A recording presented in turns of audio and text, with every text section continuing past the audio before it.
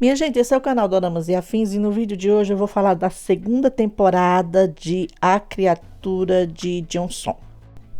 E na primeira temporada, ali bem no início, a gente viu o horror do reinado do exército imperial japonês, a forma como ali na cena horrível, eles empilhando corpos e toda a tragédia que eles fizeram em Joseon, que era o lugar onde conhecemos como Seul.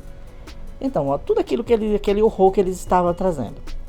Que se você lê em algum livro histórico que conte o quão terrível foi essa ocupação japonesa, você não duvidaria de cenas como aquelas, que cenas como aquelas pudessem acontecer. Bem, esse conceito podia não ser inovador, ali dessa primeira temporada. Explorar os crimes de guerra químico talvez não seja tão inovador assim, porém tinha um grande potencial. Isso porque o roteiro ia explicando aos poucos enquanto contava sobre a vida e o envolvimento dos personagens com a história, até chegar à criatura. E que por ser uma, criatura que conseguia captar aquela criatura principal, ela conseguiu captar toda a força e manter-se viva e terrível.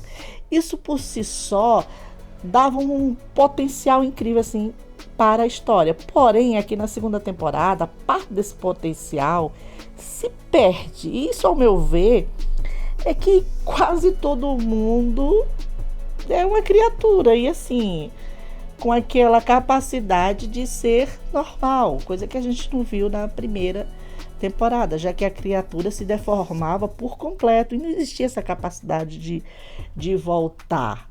Até as criaturas, pelo menos aqui na segunda temporada, já não tinha mais essa importância. Ainda temos um romance que atravessa tempos entre o mestre Jan e a Chang, que foram vividos pelo Axel Jun e Han Soo-hee. Temos o plano de vingança de Lady Maeda, interpretada pela Claudia Kim. Tem também o Sanjo, que também aqui foi vivido pelo Beiranson. Não sei se eu estou pronunciando certo, enfim, é isso. Esse menino, é o filho ilegítimo do falecido comissário Iziwaka e que foi adotado pela Lady Maeda. Adotado, assim, entre parênteses, né? Tem outros personagens também interessantes, mas eu não vou mencionar, só fico nesses mesmos. O salto temporal para 2024 só acrescenta complexidade à trama, coisa que eu não espero de uma segunda temporada. O que eu quero é resolução. Colocar mais criaturas não faria esse roteiro progredir. Como penso eu que eles imaginavam, né? Eles talvez pensassem isso.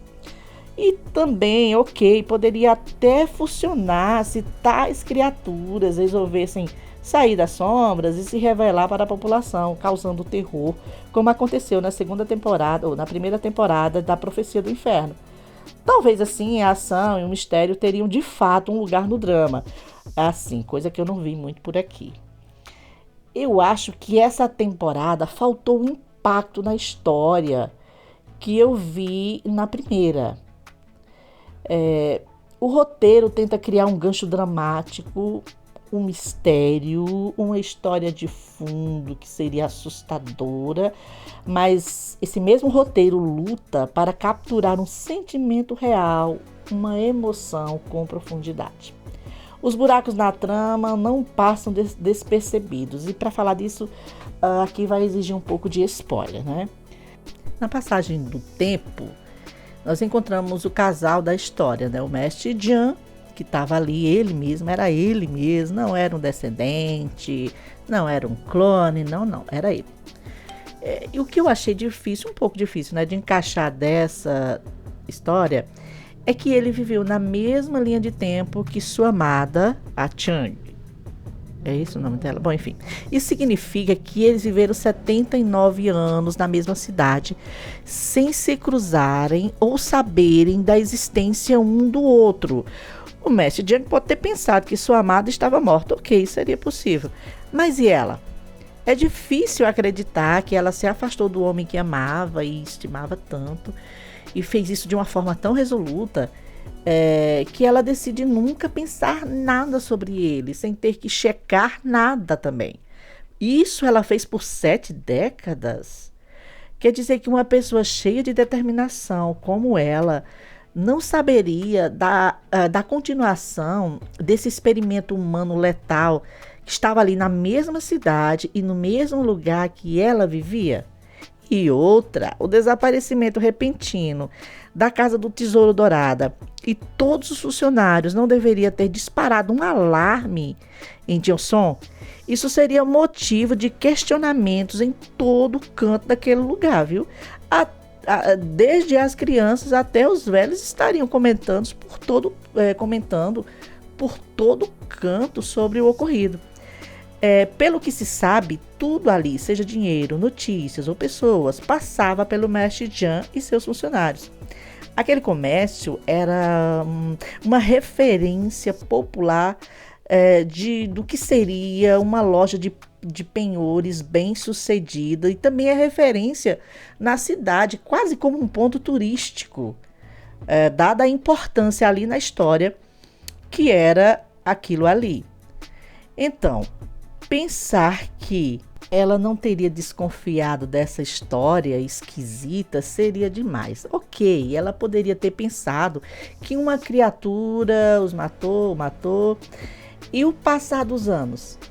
Ela nunca saberia sobre esse tal projeto que ali começou a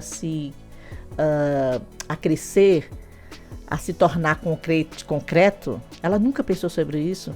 Se foi desmantelado, se foi realmente tudo queimado, porque muita gente escapou ali, inclusive ela, então ela saberia, né? Desconfiaria de alguma coisa. Outra, como a tal empresa grandiosa em Seul estava ali, inclusive até no mesmo lugar, e como ela não teria linkado nada.